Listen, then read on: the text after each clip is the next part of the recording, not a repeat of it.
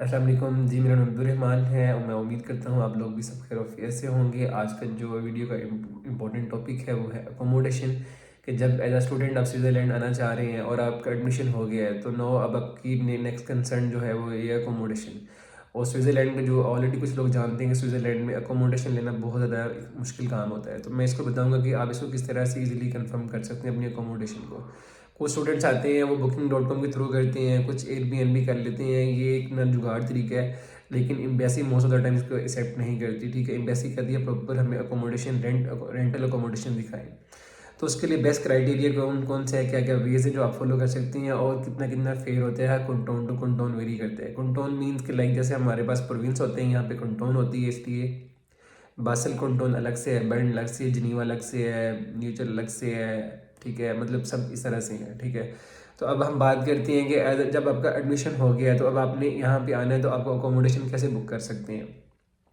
कुछ private universities हैं उनकी तो अकोमोडेशन होती है, तो वो तो साथ ही आपको पैसे पे करने पड़ते हैं और वो उनको आपको अकोमोडेशन मिल जाती है। लेकिन सपोज़ अगर आप गवर्नमेंट यूनिवर्सिटी में आ रहे हैं, मोस्टली जो सिटीज़ में होती हैं वहाँ पे वो अकोमोडेशन आपको नहीं देते। ठीक है, आपको प्राइवेट ही अकोमोडेशन जो है फाइंड आउट करनी पड़ती है। उसके लिए बेस्ट क्राइटेरियाज़ क्या हैं, मैं पहले फेयर की बात कर लेता हूँ, कितना फेयर आपको पे करना पड़ता है। जो बासेल के अंदर मैं रह रहा हूँ तो बासेल में मोस्टली 500 से लेकर 700 के बिटवीन आपको पे करना पड़ता है।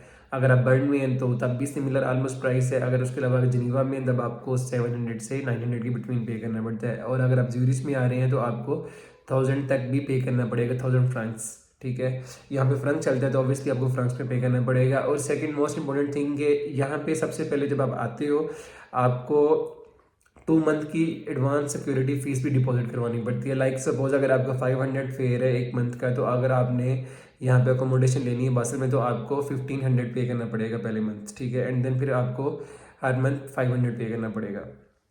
अब कौन कौन से ऐसे प्लेटफॉर्म्स हैं वो डिस्कस कर लेते हैं जहाँ पे आप अपनी अकोमोडेशन बुक कर सकते हैं, जिनके थ्रू हमारे पास स्टूडेंट लॉज है, हमारे पास होम गेट है, फ्लैट शेयर है, यूनी मार्केट है, फ्लैट बॉक्स है।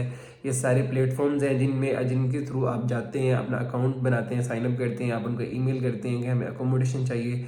जब आप अकोमोडेशन वहाँ पे उनको ईमेल करते हैं फिर वो देन आपसे रिक्वायर करते हैं कि आपको अकोमोडेशन कौन से चाहिए, फर्निश्ड रूम चाहिए, अनफर्निश्ड रूम चाहिए। ठीक है, तो देन आप it's totally up to you कि आप कौन सा चूज़ करना चाहते हैं। लेकिन यहाँ पे ये जो मैंने प्राइसेस बताई हैं आप लोगों को 500 से लेकर 1000 फ्रंक तक की ये प्राइसेस, ये सारी शेड फ्लैट की है। शेड फ्लैट मीन्स कि अगर आप एक अपार्टमेंट में 3 रूम्स हैं तो आपको एक रूम पर्सनल मिलेगा, उसमें किचन जो होता है वो शेयरिंग पे होता है और वाशरूम भी शेयरिंग पे होता है, जस्ट रूम आपको एक पर्सनल मिलता है। तो उसमें जो है ये प्लेटफॉर्म्स है, इन पे ईमेल करें। आई वुड रिकमेंड कि जैसे ही आपका एडमिशन हो यूनिवर्सिटी में आप साथ ही स्टार्ट कर दें ढूंढना, क्योंकि जितना आप लेट करेंगे उतना मुश्किल होगा, क्योंकि यहाँ पे भी इंटरनेशनल स्टूडेंट्स आ रहे होते हैं तो बहुत ज़्यादा रश होता है, तो अकोमोडेशन को फाइंड आउट करना बहुत ज़्यादा मुश्किल हो जाता है। तो अगर आप साथ ही करेंगे तो आपके लिए मोस्ट ईजी होगा, मोस्ट चांसेस होंगे आपको अकोमोडेशन मिल जाएगी। अदरवाइज़ अगर आप एयरबीएनबी करते हैं मोस्ट ऑफ द टाइम्स क्या होता है एम्बेसी उसको रिजेक्ट कर देती है। तो ख्याल रखिए अपना बहुत सारा। अल्लाह हाफिज़।